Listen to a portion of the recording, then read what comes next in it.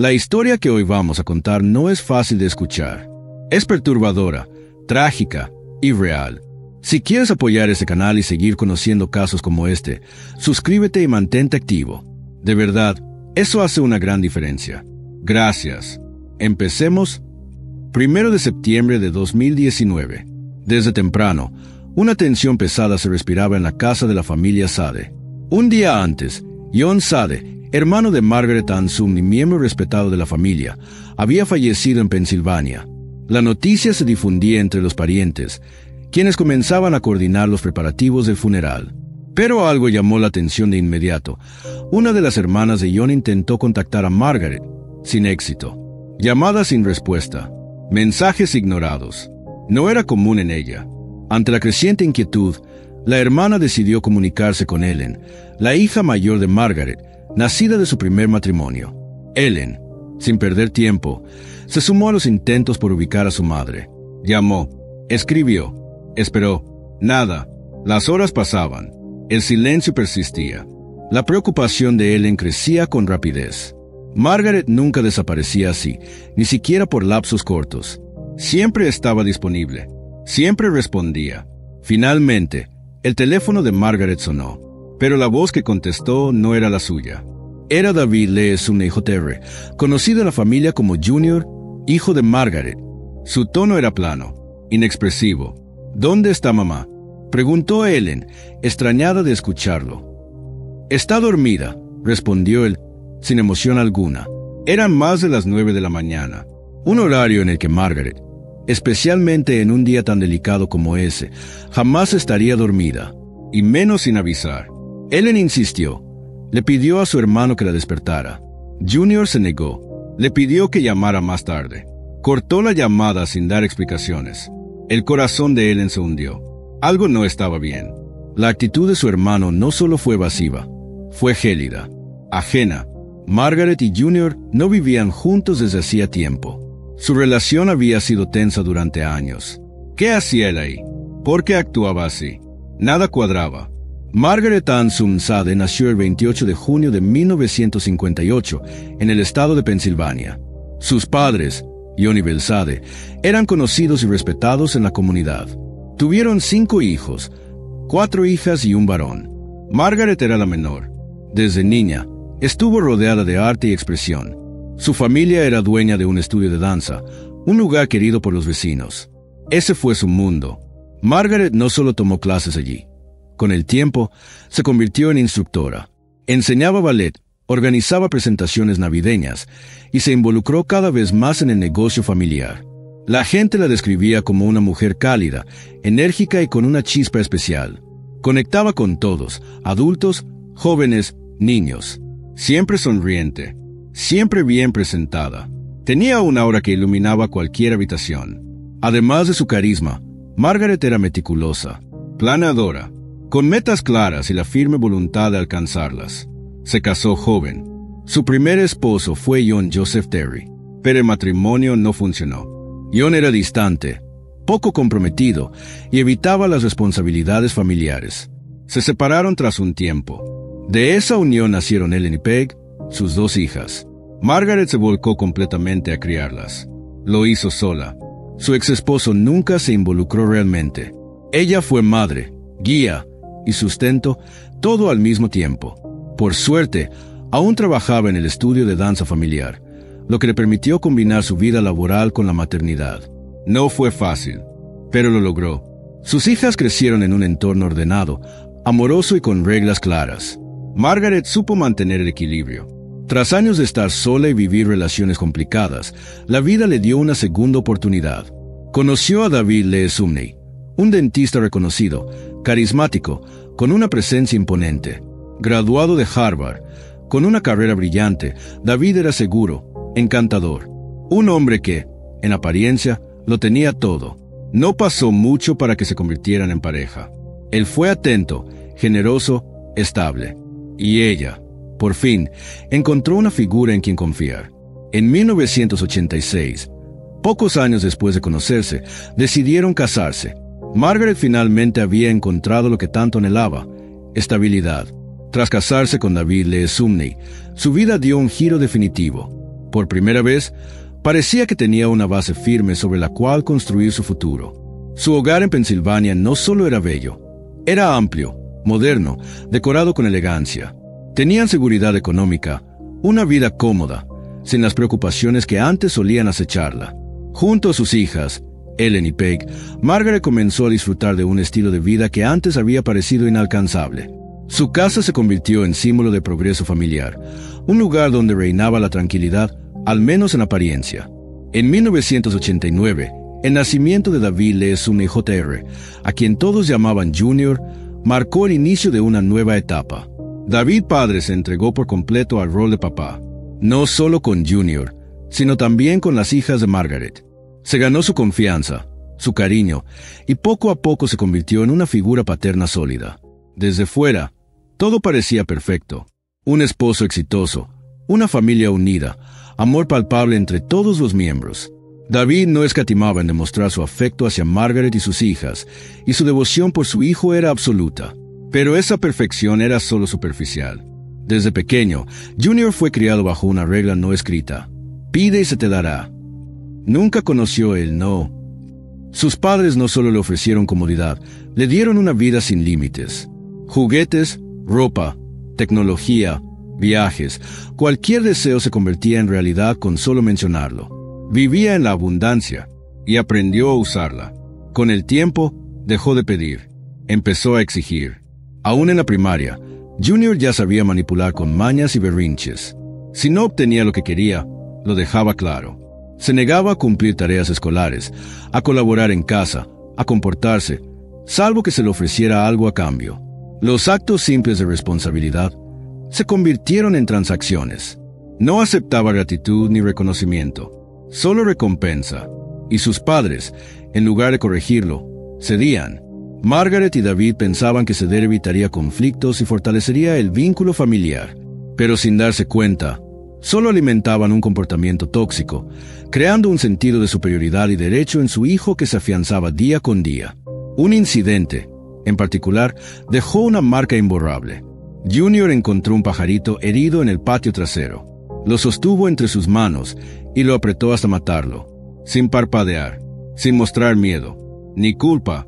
Solo lo observó, como si nada hubiera pasado. Margaret quedó helada. En medio de su desconcierto, intentó bromear con familiares. Mi hijo parece salido de una película de asesinos. Pero detrás de la risa nerviosa, había miedo real. Ese no fue un evento aislado. Desde temprana edad, Junior mostró una ausencia preocupante de empatía. No conectaba emocionalmente. No sentía remordimiento. Nadie en la familia supo cómo manejarlo. Aún así, sus padres mantuvieron la esperanza de que ya se le pasaría. Nunca llegó ese momento. En el año 2001, el matrimonio de Margaret y David llegó a su fin. Lo que una vez fue sólido, comenzó a resquebrajarse hasta derrumbarse. El divorcio no fue escandaloso, pero sí devastador. Las consecuencias económicas y emocionales golpearon fuerte. Junior tenía solo 12 años. Margaret quedó con muy pocos recursos. El apoyo de David se esfumó. Y el estudio de danza familiar, que durante años le había dado sustento y propósito, dejó de ser rentable. No tuvo otra opción. Cerró sus puertas. Para ella, no fue solo perder un trabajo. Fue el fin de una era. Un cierre doloroso a un capítulo lleno de sueños. Desesperada por ingresos, Margaret consiguió empleo en una tienda de ropa. No era glamoroso, pero le daba algo de estabilidad. Sin embargo, las demandas de Junior no cesaban.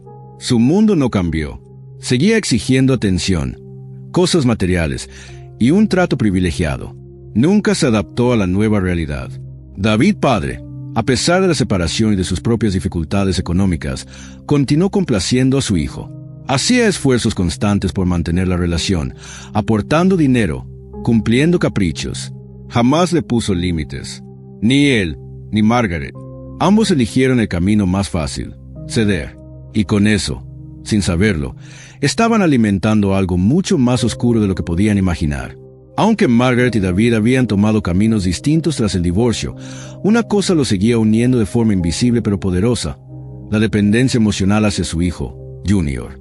Ambos vivían por separado, pero seguían atrapados en la telaraña de sus estados de ánimo. Junior iba y venía entre las dos casas, sabiendo que, sin importar en cuál estuviera, sus deseos serían cumplidos, a costa del bienestar, la salud e incluso el juicio de sus padres.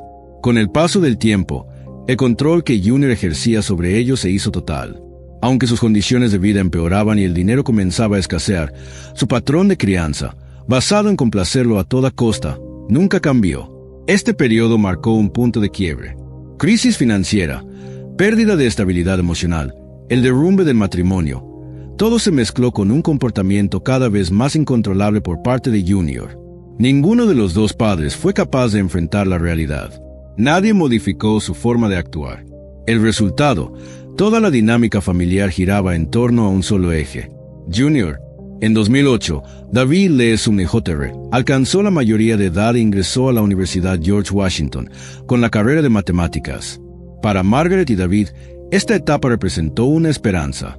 Después de años de esfuerzo y desgaste emocional, creyeron que un entorno universitario de alto nivel podría darle algo de estructura a su vida.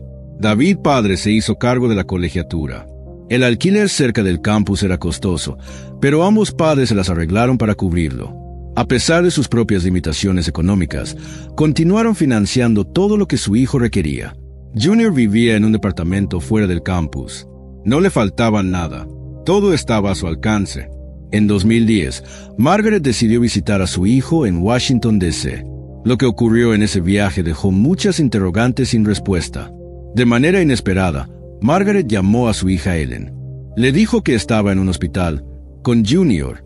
Según sus palabras, su hijo había intentado hacerse daño con un cuchillo, y en el forcejeo ella había caído y se golpeó la cabeza.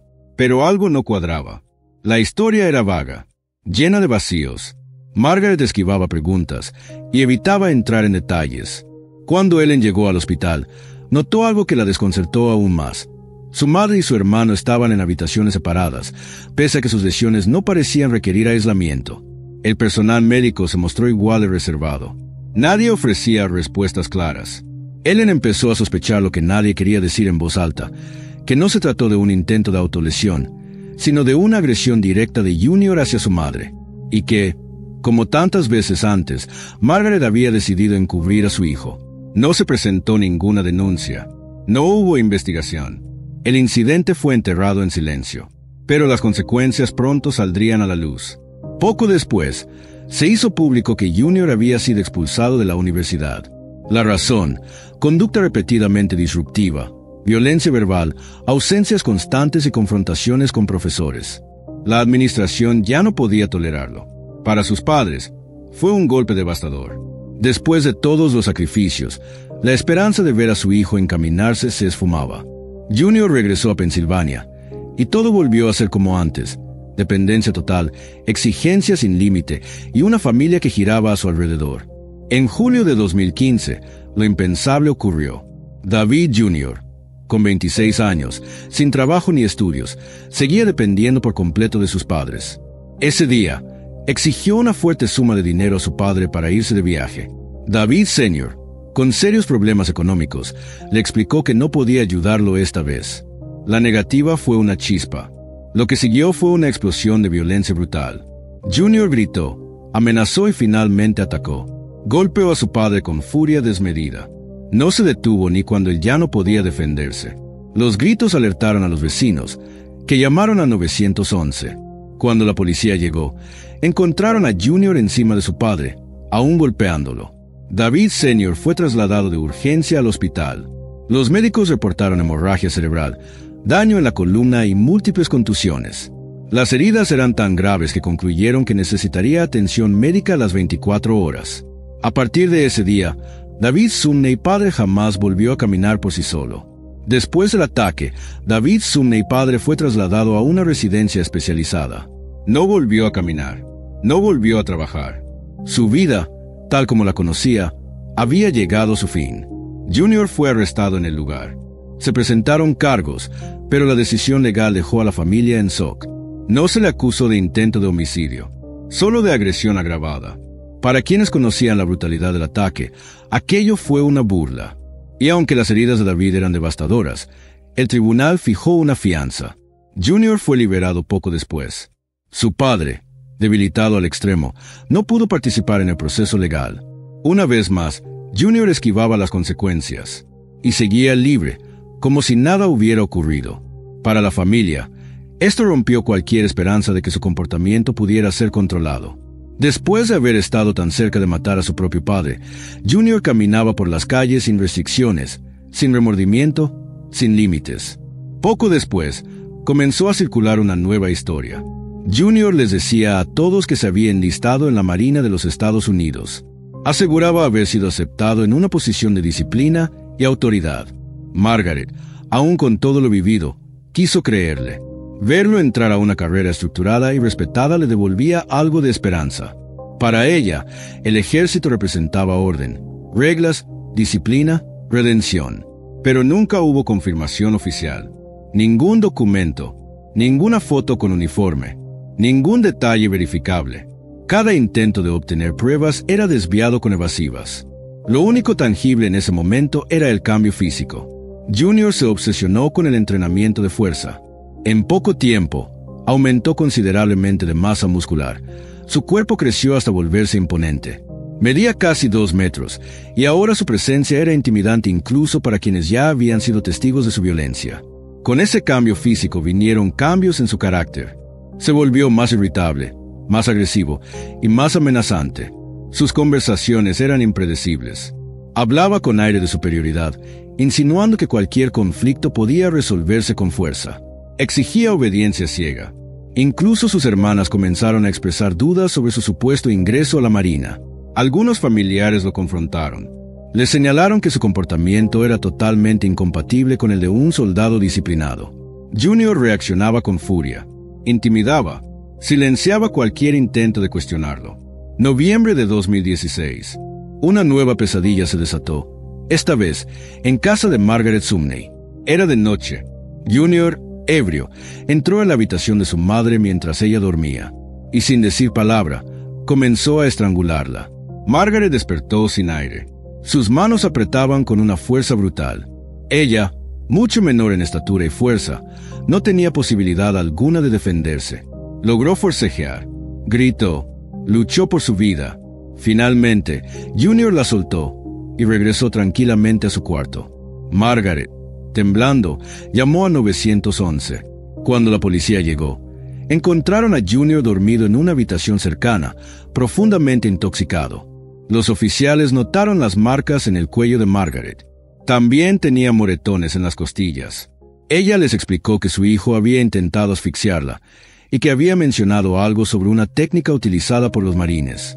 La afirmación despertó aún más sospechas, pero el enfoque principal era claro: había sido un intento de asesinato. Junior fue arrestado en el lugar. La fiscalía presentó cargos por violencia doméstica con agravantes. Parecía que, al fin, la justicia actuaría con firmeza. Pero entonces sucedió lo impensable. Margaret, la víctima del ataque, pidió clemencia. Se presentó ante las autoridades para rogar que no se clasificara el crimen como delito grave. Dijo que no quería arruinar el futuro de su hijo. Alegó que Junior estaba en la Marina y que una condena lo perjudicaría permanentemente. Afirmó que él no era un criminal, solo alguien que había bebido demasiado y perdió el control. Según ella, necesitaba tratamiento, no prisión. Sus palabras cambiaron el rumbo del caso. Los cargos se redujeron. Ya no se trataba de un delito penal, sino una falta administrativa por agresión doméstica. Junior, una vez más, evitó la cárcel y volvió a casa. Pero durante el proceso legal, salió a la luz un detalle revelador. Una revisión oficial de antecedentes concluyó que David Lee Sumney Jr. jamás había pertenecido a la Marina de los Estados Unidos. Todo había sido una mentira. Una más. La verdad finalmente salió a la luz. Junior nunca había pertenecido a las Fuerzas Armadas. No había sido reclutado, ni entrenado, ni vinculado con ninguna rama militar. Todo había sido una farsa. Esa historia que repetía, no solo a Margaret, sino a otros familiares, fue una manipulación calculada. Una narrativa inventada para justificar su conducta, para aparentar ser un adulto disciplinado y con metas claras. Pero debajo de esa máscara, solo había violencia, alcoholismo y una agresión constante hacia quienes más lo querían. Y aún así, Margaret no cambió de actitud. Siguió aferrada a la esperanza de que su hijo podía cambiar. Su decisión de protegerlo, incluso después del intento de estrangulamiento, dejó a todos perplejos. Pero Margaret actuaba desde un lazo maternal tan profundo que prefería ignorar la realidad antes que aceptarla. Otro acto de violencia, otro episodio impune. Junior volvió a su vida habitual como si nada hubiera pasado. Otra oportunidad perdida para detener lo inevitable. Más tarde, ya en el marco de un proceso que buscaba evaluar el comportamiento completo de Junior, y especialmente después de que se confirmara la mentira sobre su supuesto servicio militar, la justicia finalmente emitió una condena real. David Lee Sumney Jr. fue declarado culpable. El tribunal lo sentenció a 16 meses de prisión. A pesar de que los cargos habían sido reducidos, esta fue la primera vez que enfrentaba un castigo tangible. Mientras cumplía su condena, Junior empezó a colaborar con los servicios sociales. Durante entrevistas con terapeutas, aseguró que su comportamiento era consecuencia directa de su dependencia al alcohol. Decía que perdía el control solo cuando estaba intoxicado. Afirmaba que no era una mala persona, solo un adicto sin tratamiento. Esta postura fue estratégica. Sabía que, si lograba que su caso se viera como un problema de salud y no de carácter, podría obtener un trato más favorable. Insistía, no necesitaba prisión, necesitaba rehabilitación. Uno de los trabajadores sociales quedó convencido. Preparó un informe en el que recomendaba trasladar a Junior a un centro especializado en tratamiento de adicciones. El juez aceptó la recomendación. Junior fue enviado a un centro de rehabilitación en Pensilvania, bajo vigilancia constante. Ahí, participó en sesiones terapéuticas, dinámicas grupales y un programa estructurado de recuperación. Y como tantas veces antes, Margaret regresó a su papel de madre incondicional. Lo visitaba con regularidad. Llevaba ropa, artículos personales. Se mantenía en contacto con los supervisores del programa. A pesar de todo, volvía a creer. Para ella, que su hijo aceptara ir a rehabilitación era una señal de cambio, de arrepentimiento. Un rayo de luz, aunque tenue. Después de completar el programa, Junior obtuvo libertad condicional. Fue asignado a una vivienda transicional, aún bajo supervisión, pero con libertad para buscar empleo. Encontró trabajo rápidamente. Los reportes del centro hablaban de un hombre disciplinado, adaptado, en camino a una vida normal. Todo parecía indicar que estaba rehaciendo su vida. Su madre y sus hermanas comenzaron a pensar que tal vez, al fin, el pasado había quedado atrás. Por un momento, tuvieron esperanza, pero bajo esa fachada, nada había cambiado realmente. Junior nunca asumió responsabilidad por sus actos. No mostró remordimiento genuino. No enfrentó el daño que causó. Cada paso, cada palabra, era parte de una construcción fría y calculada para recuperar su libertad, no para reparar lo que había destruido. En agosto de 2018, David Lee Sumney padre falleció a los 74 años. El certificado médico no señaló una causa específica. Murió en un asilo, el mismo donde fue internado tras las lesiones provocadas por su propio hijo. Oficialmente, se habló de complicaciones propias de la edad, pero para la familia no había duda. Todo comenzó en julio de 2015. Desde el ataque, su salud se desplomó sin freno. El daño cerebral, las lesiones en la columna, el dolor crónico, la pérdida total de autonomía, lo convirtieron en una sombra de sí mismo. Dejó de caminar, dejó de trabajar, dejó de vivir como antes. Pasó sus últimos años dependiendo completamente de cuidados externos, en un estado de sufrimiento silencioso. La familia no hablaba del tema abiertamente, pero todos sabían quién había sido el catalizador de esa tragedia. Las hermanas de Margaret, sus hijas y otros miembros de la familia lo sabían. Ninguno de los conflictos pasados se había acercado a nivel de devastación causado por Junior. David Sumney padre fue despojado de la vida que conocía, y su deterioro emocional solo aceleró el colapso físico. Cuando falleció, en 2018, Junior estaba libre. No enfrentó ningún cargo relacionado con su muerte. Las autoridades nunca revisaron el ataque de 2015 para establecer si existía una conexión directa entre aquella agresión y el fallecimiento. Ni la policía, ni la fiscalía movieron un solo dedo. Durante el funeral, Margaret se mostró serena. No expresó enojo hacia su hijo. No hubo reproche. No hubo mención alguna al vínculo evidente entre la golpiza brutal que su exesposo sufrió y su posterior muerte. Su silencio incomodó, dolió, rompió más a la familia.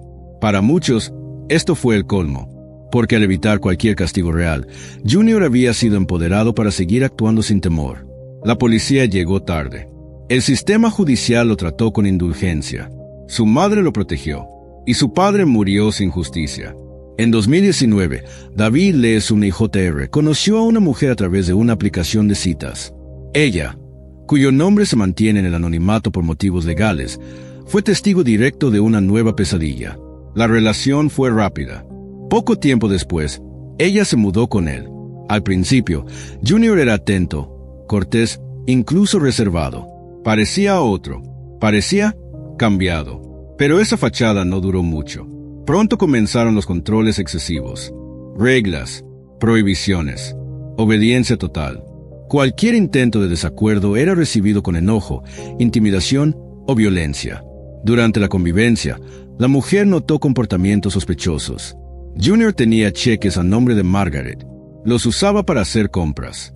Cuando ella lo cuestionó, él respondió que su madre padecía problemas mentales y que él solo la ayudaba a pagar sus cuentas. Firmaba los cheques con su nombre. No había poderes legales. No existía ningún documento que lo autorizara. Cuando ella sugirió regularizar la situación, él cambió de tema, culpando a la burocracia. Ella sospechaba que mentía, pero no tenía pruebas suficientes para acudir a la policía. Cuando la relación terminó, Junior no aceptó el rechazo. Insistió en verla. Le escribía, se presentaba sin avisar, y un día decidió forzar la situación. La convenció de encontrarse en un hotel en Atlantic City. Ahí, la retuvo contra su voluntad. Durante varios días, la sometió a un infierno de violencia física, amenazas psicológicas y encierro forzado. La golpeó, la asfixió en múltiples ocasiones, hasta dejarla inconsciente. En un momento, pensó que estaba muerta y abandonó la habitación. Ella permaneció sola, herida, sin ayuda médica, sin aire, sin nadie. Durante 3 días consecutivos, el personal del hotel notó que el letrero de no molestar no se retiraba nunca. Una camarista, alarmada, rompió el protocolo y entró. Lo que encontró la dejó paralizada. Una mujer en estado crítico, con signos claros de haber sido brutalmente agredida. Fue trasladada al hospital de inmediato. Sobrevivió gracias a la intervención médica urgente. La policía identificó rápidamente al sospechoso, David Lee Sumney Jr.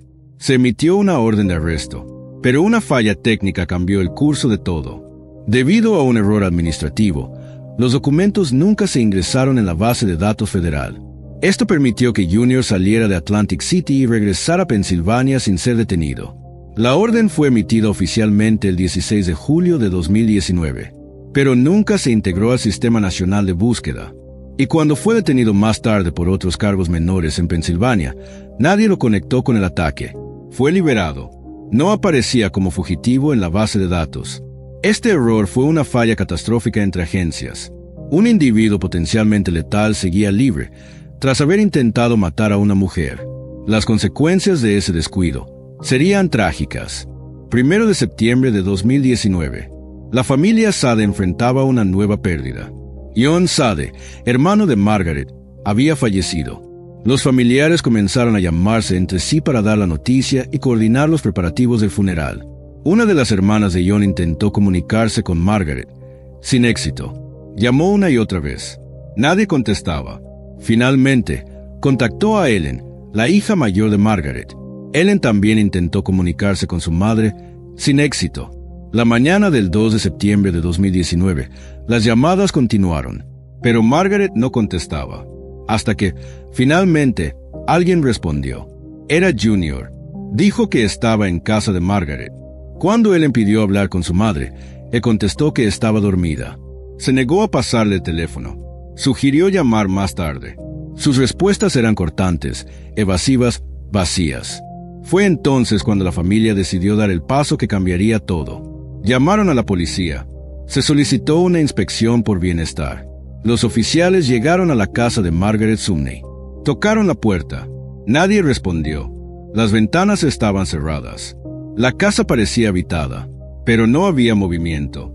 Tras unos minutos sin respuesta, los agentes decidieron forzar la entrada. Y al cruzar la puerta, lo entendieron de inmediato. Algo terrible había ocurrido ahí dentro. Un olor penetrante, un ambiente denso y señales claras de violencia. Había manchas de sangre en los pisos, las paredes y en varias habitaciones. Toallas manchadas con un tono marrón oscuro, arrastres en el suelo. Todo indicaba una lucha brutal. Todo señalaba un intento de encubrir la escena. El cuerpo de Margaret fue encontrado en el baño, dentro de la tina. No había signos vitales, y por el estado en que se encontraba, había muerto hacía más de 24 horas. Presentaba múltiples lesiones, sobre todo la cabeza y el cuello. La posición del cuerpo, la distribución de la sangre y la evidencia en el lugar dejaban claro que se trataba de un asesinato violento. Cerca del baño, los oficiales hallaron una hoz metálica, con manchas oscuras en la hoja. También descubrieron que faltaba un revólver registrado a nombre de Margaret. Solo quedaba una caja vacía de municiones en un cajón. Todo esto apuntaba a alguien con acceso directo al domicilio. La casa fue clasificada como zona de alta severidad. Los peritos comenzaron a documentar todo, con minuciosidad. La distribución de la sangre, la cantidad derramada, los objetos tirados, los rastros de arrastre.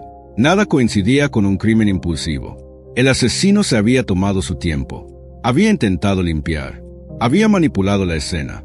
Identificar al responsable ya no era una cuestión de suposición, era cuestión de tiempo. Comenzó una intensa operación forense. Se registró cada habitación, cada superficie. Se incautaron dispositivos electrónicos, entre ellos, una laptop y un disco duro externo, propiedad de Junior. Y fue ahí donde apareció la peor revelación. En una carpeta con un nombre aparentemente inocente, se hallaron 277 fotografías. Cada imagen documentaba el cuerpo de Margaret después de su muerte. Fotografías en diferentes momentos. Movida del lugar, reacomodada, exhibida. En algunas imágenes aparecía en el piso, en otras, dentro del baño, o en el pasillo. Varias estaban escenificadas. Junior había manipulado la iluminación, el ángulo, y en algunas fotos posaba junto a cadáver. Incluso se tomó selfies, mirando directamente a la cámara, sereno, o peor aún, con expresión de satisfacción. Los expertos determinaron que se usó temporizador en algunas tomas. Las diferencias horarias entre cada imagen confirmaban que todo fue deliberado. Nada de lo que ocurrió fue producto de una emoción desbordada. Fue sistemático, frío, calculado. En el historial de navegación de la laptop, los investigadores encontraron búsquedas hechas antes y después del asesinato. Consultas como: ¿cómo limpiar escenas de crimen? ¿Cómo eliminar evidencia biológica? Tiempos de descomposición según la temperatura. ¿Cómo evitar ser detectado en zonas residenciales? Incluso había información sobre métodos de momificación casera, control de olores y descomposición de tejidos. Todo esto descartaba cualquier argumento de accidente o impulso. Junior planeó el crimen, investigó cómo ocultarlo, y nunca esperó que el cuerpo fuera hallado tan pronto. Los especialistas lo dijeron sin rodeos. Era una de las escenas más perturbadoras y frías que jamás habían investigado. Las manchas de sangre, los intentos de limpieza, los rastros, las fotos, los datos digitales. Todo apuntaba a una mente enferma, pero no confundida, no fuera de sí. Una mente lúcida y cruel. Con base en estos hallazgos, el equipo forense comenzó a construir un perfil psicológico del sospechoso. Lo que emergía era más oscuro de lo que cualquiera había imaginado.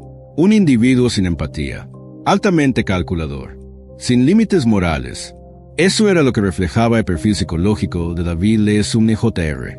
Tras el hallazgo del cuerpo y la abrumadora evidencia digital, la sospecha se centró completamente en él.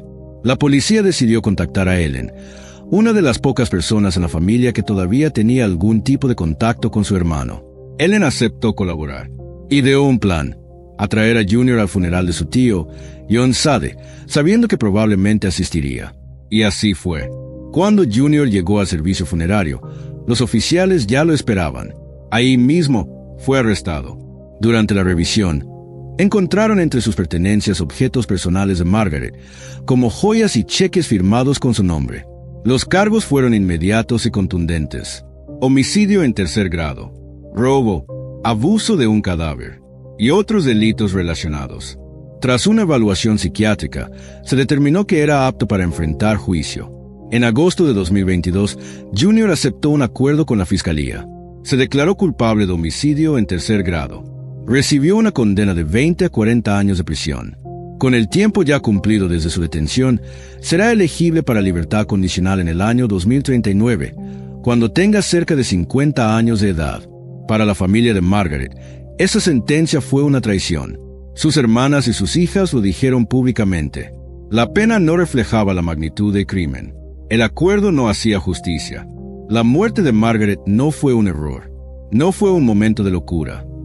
Fue la culminación de años de violencia, manipulación y una total falta de límites. En la audiencia, Junior pidió perdón. Dio un discurso sobre arrepentimiento, diciendo que no comprendía cómo había sido capaz de hacer lo que hizo. Pero sus palabras no convencieron a nadie, mucho menos a Ellen. Ella rompió todo lazo con su hermano. Para ella y para el resto de la familia, Junior dejó de existir. Lo único que quedó fue el dolor y el amargo reconocimiento de que el sistema falló una y otra vez. En cuestión de semanas, la familia perdió a dos de sus miembros más importantes. Primero John y luego Margaret. Ambos fueron enterrados con una sombra irreparable sobre sus nombres. Este caso es más que una tragedia. Es un recordatorio brutal de lo que puede ocurrir cuando el perdón sin límites, la negación y la falta de acción se combinan en una familia fracturada. Gracias por haber llegado hasta aquí. Tu apoyo significa mucho para mí. Si este contenido te impactó, no olvides dejar un like, comentar y compartir el video. Tu participación ayuda a que esta historia no se olvide. Nos vemos pronto.